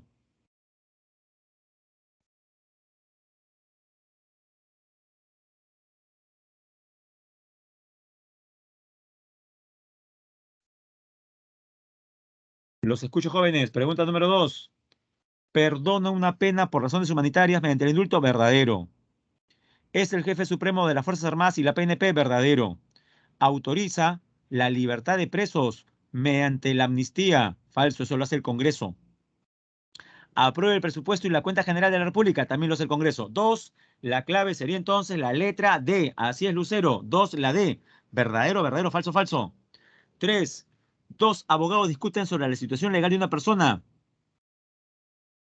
y su situación económica precaria. Pregunta, ¿una persona de bajos recursos económicos podrá tener acceso a la defensa judicial? Y la respuesta es sí, por el principio de gratuidad en la administración de justicia. O sea, acceder a un abogado de oficio, aunque le diré que no es recomendable, ¿eh? Y la número 4, el presidente del Consejo de Ministros se presenta ante el Pleno del Congreso para sustentar su pedido de delegación de facultades legislativas en materias tributaria y fiscal, reactivación económica y de reforma constitucional. Identifique los enunciados correctos respecto a esta solicitud que posee el Ejecutivo. Es una obligación del presidente de la República solicitarlas en el Congreso. Falso. También lo puede ser el presidente del Consejo de Ministros. 2. El Ejecutivo debe rendir cuentas al Congreso de los decretos que emite, verdadero. Las materias relativas a la reforma de la Constitución están prohibidas, verdadero. O sea, si el Congreso le va a dar permiso al presidente para legislar, este no puede legislar sobre cambiar la Constitución. 4. El Poder Ejecutivo queda facultado para legislar mediante decreto de urgencia. Falso. Cuando el Congreso le da permiso al Ejecutivo para legislar, el resultado, les dije yo, son decretos legislativos, no decreto de urgencia. Por tanto, en la pregunta número 4, la clave sería la letra C. 2 y 3. Si no logró copiar, jóvenes, ahí están las claves. Y llegamos a la parte final. Voy a dejar de presentar. Y jóvenes, muchas gracias por la participación, ¿no? De algunos, diré, porque no es la mayoría, de algunos. Cuídense bastante. Nos vemos el próximo viernes a las 12:10. Bien, jóvenes, saludos fraternos. Cuídense. Nos vemos. Chao, que tengan un buen almuerzo y un buen fin de semana.